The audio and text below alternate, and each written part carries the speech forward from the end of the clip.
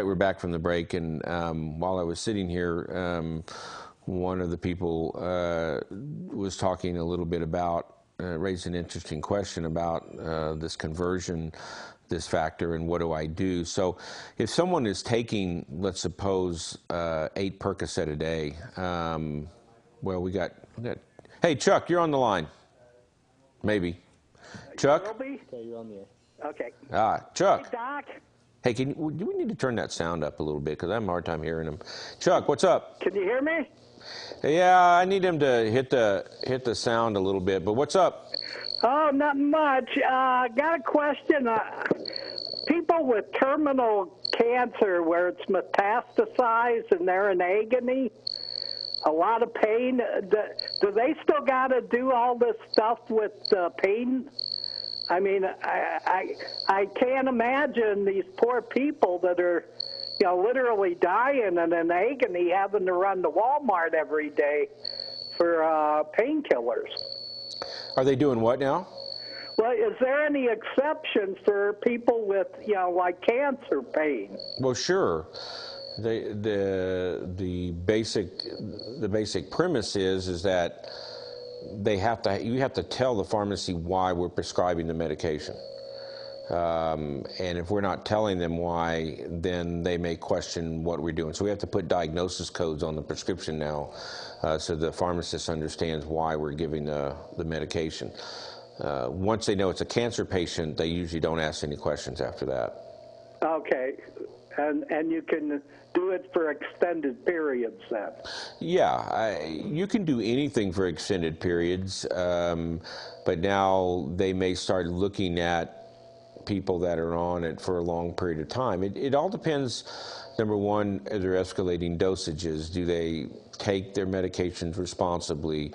How's their quality of life? I mean, if you're taking 100 milligrams of methadone a day and you've been doing it for 10 years, and you haven't had any problems, I really doubt you'll have a problem going forward. So there has to be a history with your patient over time to be able to say it's okay. And that's part of what the discussion may be with the pharmacist if they decide to call.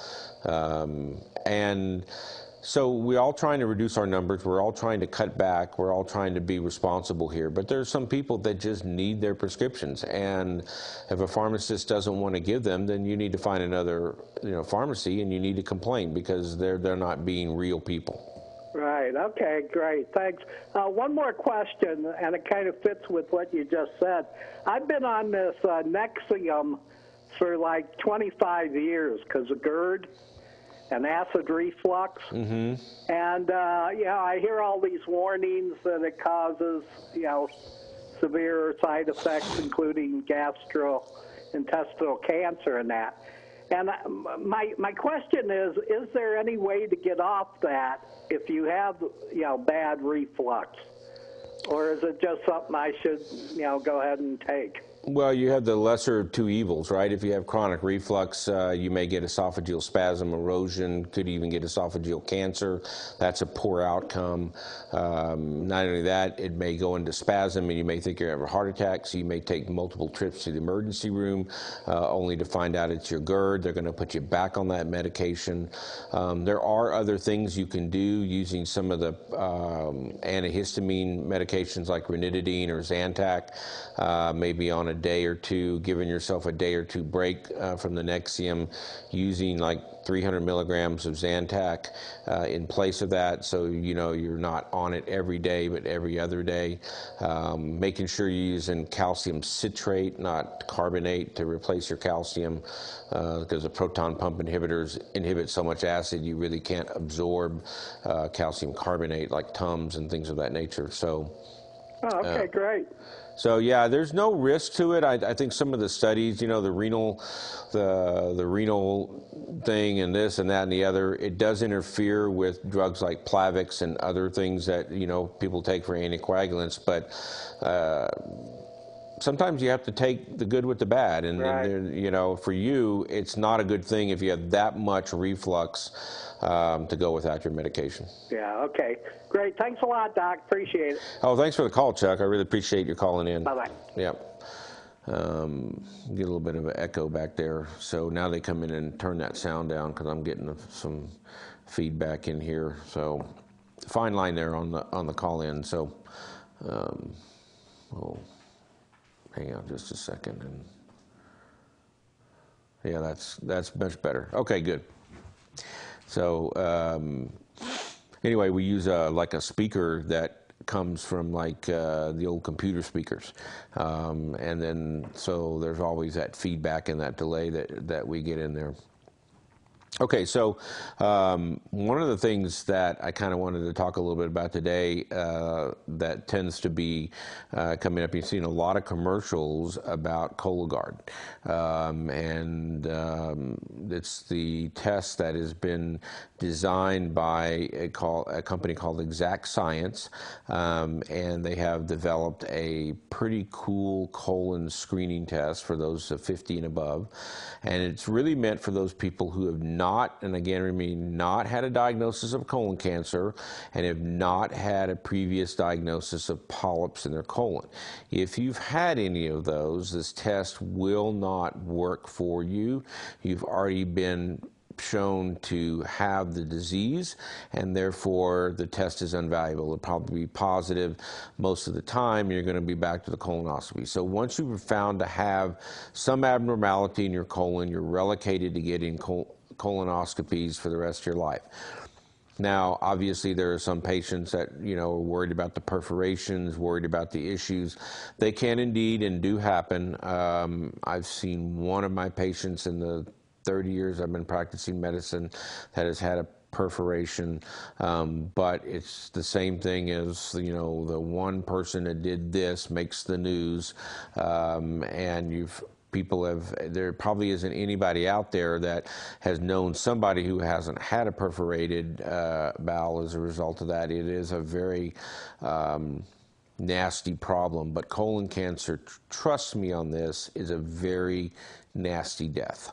There's no death that I find is acceptable for the most part, but in the case of colon cancer, it is not a good way to die.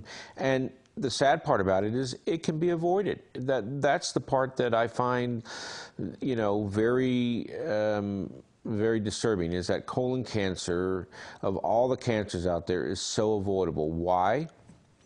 Every cancer comes from a polyp, okay? Except if you have ulcerative colitis, and then it comes from the chronic irritation of the ulceration in the bowel. So for the most part, if you have a polyp, you can turn to cancer. And therein lies how they came up with Cologuard. And the reason the test is effective is because they do it, it's a two-step test. They actually look for blood in the stool, but they also look for the genetic defect or the genetic transformation that takes place in the cells when they go from a normal cell to a adenomatous cell, or a gland-producing cell.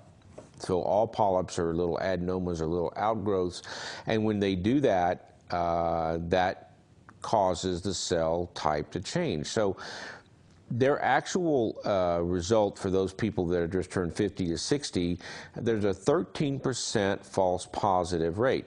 So that means 13% of the people who get the Cologuard and it comes back positive have nothing at all. But it's 99% sure that if it's negative, it's negative. And now that is pretty spectacular. Because if I'm just checking for blood, if you've got a blood vessel or you've got a diverticuli or you have something else in your colon, and that particular area bleeds a little bit, or you have a hemorrhoid or you have something else internal, that will turn the fecal occult blood tests, or the new tests that they're doing, it will turn it positive, and now you have to live with this, concern. So there's a lot of false positives, more so in the old fecal occult blood test than there are in the Cologuard. So remember, it's a two-step test, so it looks for the blood in your stool, and I actually happen to have with us a Cologuard box.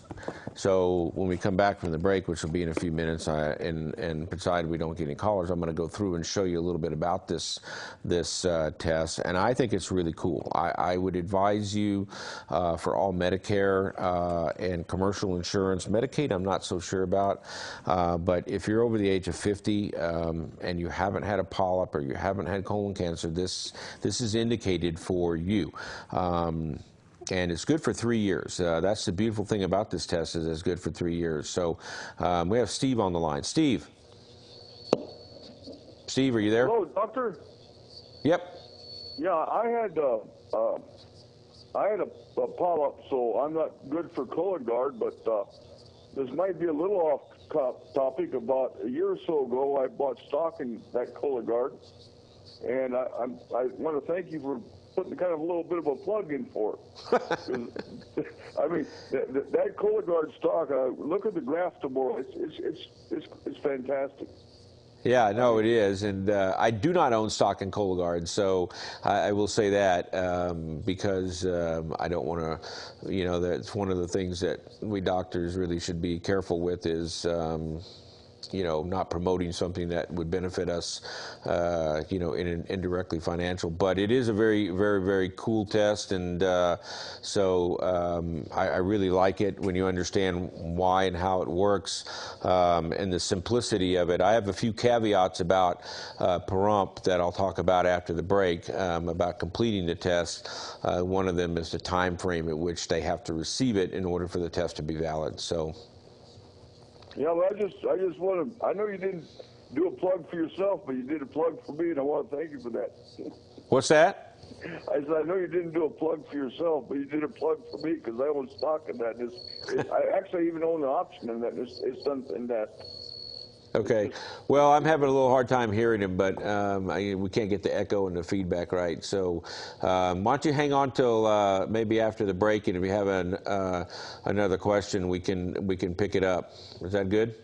Oh, yeah, well, no, that's all I wanted to say. I'm good. Thank you, doctor. You're welcome. Thank you, Steve, for calling in. I appreciate that. So I'm going to go a little bit into, after we go to break, I'll show you how this thing works. And it comes with a bucket and some other things. And I know people don't really like to mess with stool. I got it. I mean, it's not the most invigorating thing in your day, but if you think about it, I mean, this test is good for 3 years. And if you got a negative test, you're 99% sure you don't have colon cancer and you don't have a polyp. And that's a really good thing. And if you're one of those few unfortunates, unfortunately, as you get older, the risk of false positives go up. So anyway, we're going to go to break, and I'll come back and talk a little bit more about Cologuard.